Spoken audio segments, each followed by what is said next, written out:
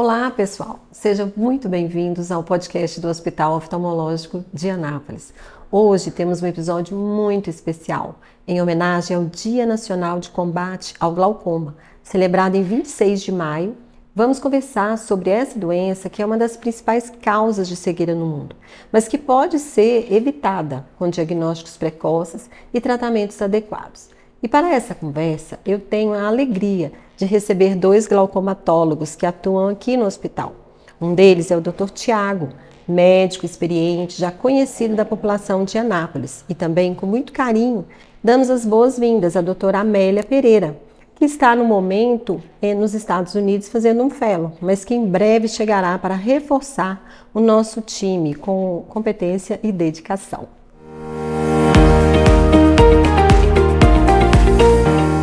Vamos começar o nosso HOAcast. Eu sou Jaqueline Pereira. Eu sou Jordana Daniela. E estamos hoje aqui com o Dr. Tiago Sena e a doutora Amélia Pereira. Vamos começar do começo, então, doutor. O que é glaucoma? Bom, o glaucoma é uma doença multifatorial, sobretudo caracterizada pela elevação da pressão intraocular, que vai machucar o nervo óptico e que é uma doença muito sorrateira. Então, que infelizmente, às vezes a níveis avançados, podemos ter perca visual decorrente dessa doença, né? Tão comum, infelizmente, para nós. Doutor, por que ele é chamado de ladrão silencioso da visão? O glaucoma, na grande maioria das vezes, ele é assintomático. Então, a pessoa não sente nada, não sente dor, não sente olho vermelho, porém, às vezes já tem a doença e ela está ali realmente roubando essa visão. Então, vai perdendo visão aos poucos ali, aquela pessoa que não faz uma consulta regular, e isso, às vezes, é o ladrão da visão por causa disso, exatamente por não ter nenhum sintoma, né? E quais são os tipos mais comuns da doença? E o que mais prevalece, qual a doença que prevalece mais entre os brasileiros? O glaucoma mais comum que nós temos aqui no Brasil é o glaucoma primário de ângulo aberto. Como eu falei agora há pouco, né, é o glaucoma realmente que ele é assintomático. Então, é um glaucoma que a prevalência dele é muito alta. Estima-se mais ou menos que no Brasil nós temos 2,5 milhões de pessoas com a doença. E grande parte dessas pessoas não sabem que tem a doença, né? Então é o mais comum para nós, o glaucoma primário de ângulo aberto. Ela é muito oculta, né, doutor? Exato, exatamente porque não dá esses sintomas, então realmente é uma doença que às vezes a gente nem pensa que pode ter, mas às vezes ela está lá e está roubando a visão, né? Realmente é o ladrão da visão. Quem são as pessoas mais vulneráveis a desenvolver o glaucoma?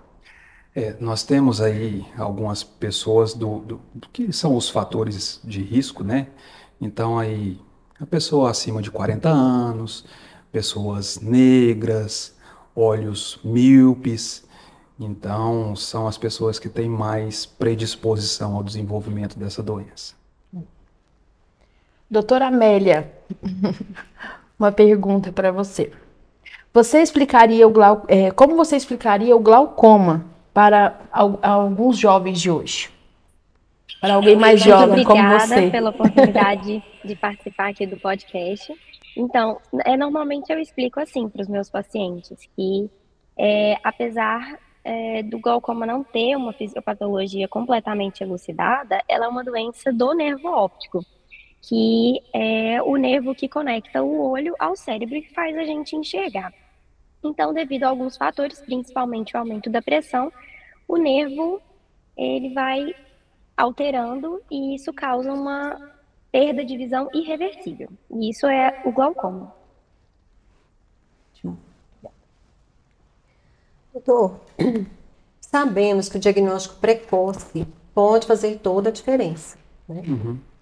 E como ele é feito hoje, esse diagnóstico, né? E quais os exames são fundamentais assim, para a gente diagnosticar o glaucoma? Isso, nós precisamos da avaliação de um oftalmologista, né? Por isso a importância das consultas regulares.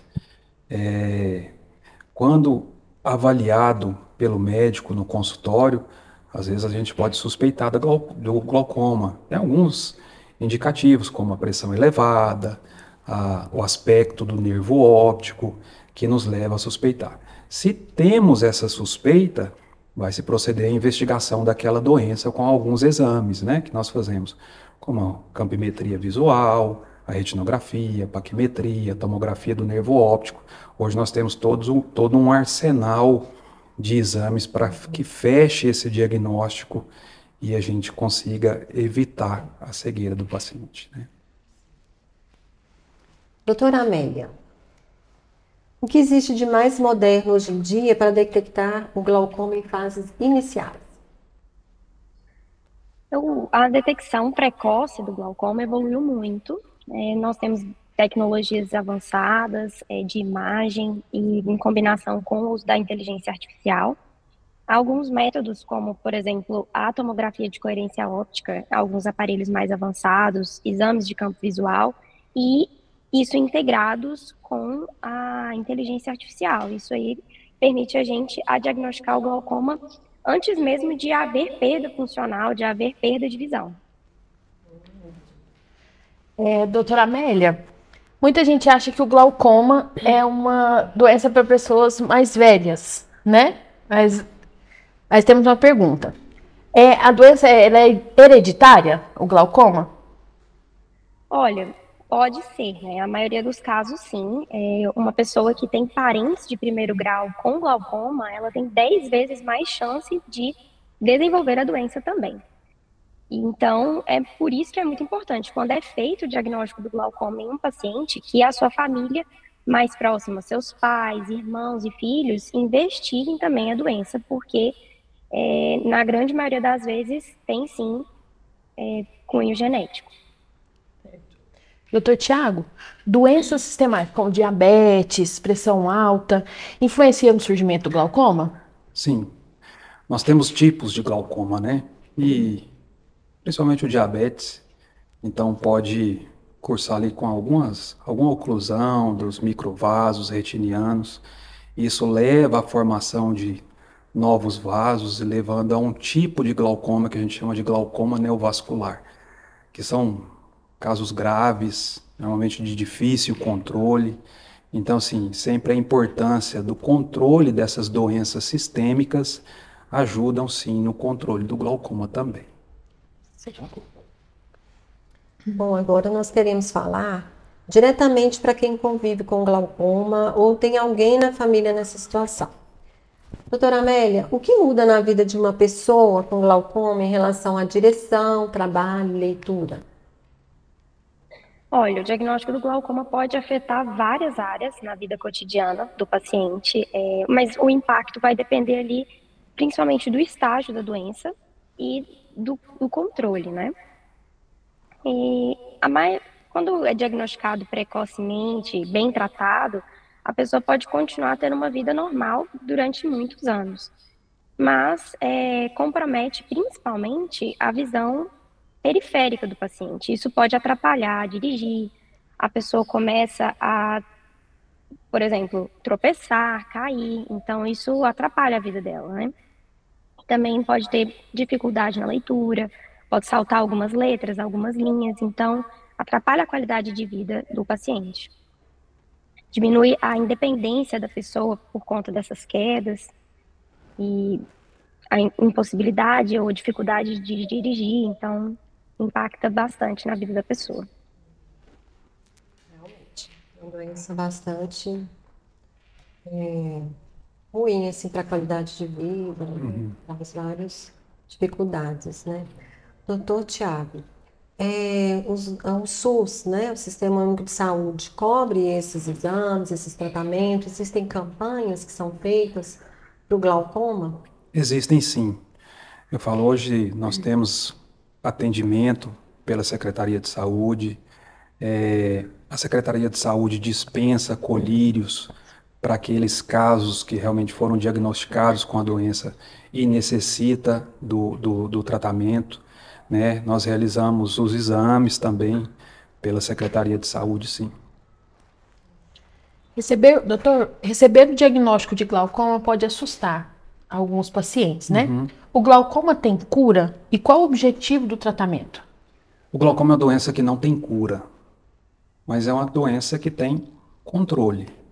Então nós temos um arsenal de coisas para que se mantenha a doença estável, em bom controle, como tratamento clínico, com uso de colírios, terapia a laser, cirurgias. Nós temos bastante recursos para que se evite a principal complicação do glaucoma aí, que seria a cegueira, no caso, uma cegueira irreversível. Em que casos é necessário cirurgia, doutor? A cirurgia, normalmente, ela é indicada para aqueles casos de não resposta à medicação. Já tentei colírio, já associei. Mesmo assim, a doença continua piorando. São casos cirúrgicos. Aqueles casos que o paciente é difícil a adesão ao tratamento. Então, aquele paciente que não acredita muito, não usa tanto o colírio e a doença vem piorando, realmente a gente tem a indicação de fazer a cirurgia para poder prevenir a cegueira. Uma perguntinha para a doutora Amélia. Como garantir, doutora, que o paciente não abandone o tratamento? Que estratégias funcionam para manter a adesão dele, né, ao tratamento e à continuidade? Olha, eu acho que tudo começa ali no consultório, né? Explicar bem o diagnóstico para o paciente, explicar que é uma doença que não tem cura e que precisa de acompanhamento, que causa cegueira irreversível, e contar também com o apoio dos familiares que vão ajudar o paciente, primeiro a aceitar o diagnóstico e a fazer o tratamento da maneira correta, pingar os colírios no horário que precisa ser feito, acompanhar na periodicidade que o médico vai solicitar, normalmente de 6 em 6 meses. E eu acho que a compreensão do quadro, da doença, é o mais importante, e a aceitação do diagnóstico, para poder ter esse acompanhamento regular e tratamento correto. Doutor Tiago, acrescentaria alguma coisa nessa fala? A sua experiência, assim, técnicas além da conscientização da doença? Assim, eu ressalto bem a importância do segmento regular do paciente. Conforme nós falamos aqui agora há pouco, é uma doença que na grande maioria das vezes é assintomático. Então, não estou sentindo nada, estou enxergando bem, vou ao oftalmologista quando? Nunca. Então, assim, eu queria ressaltar bem essa importância. Estou enxergando bem, não estou sentindo nada, vai lá realmente verificar se está tudo bem. Por quê? Porque às vezes quando dá algum sintoma, começa a sentir, às vezes já pode ser tarde, ter passado da hora daquela avaliação, né? Eu acho que isso é de suma importância para a gente. Ok. Vamos responder agora, doutora Amélia e doutor Tiago, mitos e verdades. Doutor Tiago, colírio de farmácia ajuda a prevenir glaucoma? Olha só, não, colírio de farmácia não ajuda a prevenir glaucoma, né? Então, a prevenção do glaucoma, o que é? Acabei de falar de ir ao oftalmologista, porque a gente precisa desse diagnóstico. E usar o colírio, que tudo bem, pode ser o colírio de farmácia, realmente se tiver a indicação do uso desse colírio. Certo. A senhora pode fazer para a doutora Amélia? Sim. O uso de colírios é para a vida toda? Sim, o uso do colírio normalmente costuma ser para a vida toda, no caso do tratamento do glaucoma, a não ser que seja feita alguma cirurgia que permita que não use mais, mas isso é reservado para casos específicos. O uso, sim, é para a vida toda. Doutora Amélia, óculos escuros ajuda a prevenir a doença? Não. O uso de óculos escuros é importante, né? Protege o olho contra a luz solar, mas não previne glaucoma. Doutor Tiago, se eu enxergo bem, está tudo bem, não preciso ir ao oftalmologista? Mais um motivo para ir e continuar enxergando bem. Agora vamos para o nosso bate-bola, né? Faltou uma aqui, Faltou uma? Doutora Amélia, glaucoma só acontece em idosos? Não, o glaucoma pode acontecer em qualquer idade, inclusive em recém-nascidos, né? Pode acometer qualquer idade. Nossa, recém-nascido. Não. Então vamos para o nosso bate-bola, né? Certo? Doutor Tiago, uma palavra que defina glaucoma.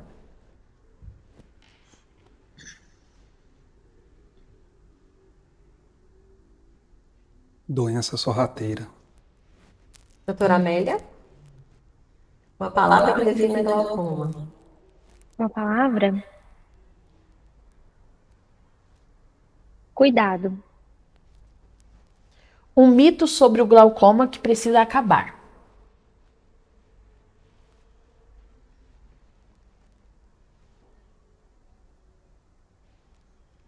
Usando o colírio não preciso voltar ao oftalmo nunca mais. Você, doutora Amélia? O mito de que se eu não tô sentindo nada, não tô sentindo dor nenhuma, é porque a pressão do olho não tá alta. Então não preciso ficar preocupado. Doutor, um erro comum no diagnóstico ou tratamento. Às vezes a gente pega, não necessariamente ter a pressão ocular elevada, a pessoa tem a doença. Então, obviamente é o fator de risco mais importante que nós temos, a pressão elevada, porém ter somente esse fator não significa que é a doença. Doutora Amélia, um erro comum no diagnóstico ou tratamento. Um erro comum que pode acontecer é porque algumas alterações no fundo do olho são muito semelhantes. Alguns pacientes têm fundos de olho suspeitos de glaucoma, mas que são outras doenças parecidas. Isso não chega a ser um erro, né? Mas é uma confusão que pode acontecer. O que te inspira, doutor Tiago, a cuidar dos pacientes com glaucoma? A possibilidade de prevenir a cegueira. Eu acho que é o mais importante. O que te inspira, doutora Amélia, a cuidar dos pacientes com glaucoma?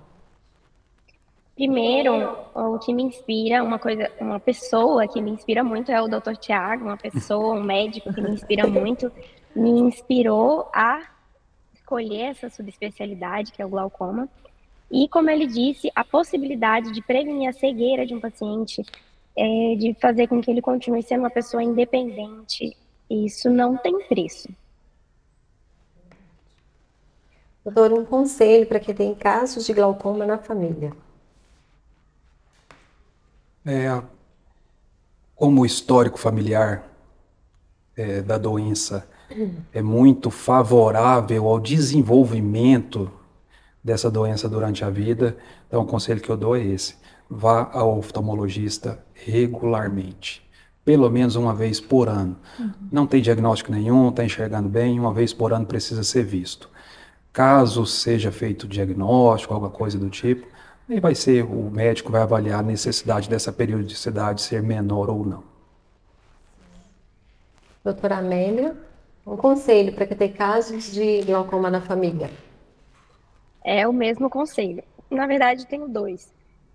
Procure o oftalmologista, visite o oftalmologista periodicamente, pelo menos uma vez ao ano, e reforce com o seu parente a importância do tratamento.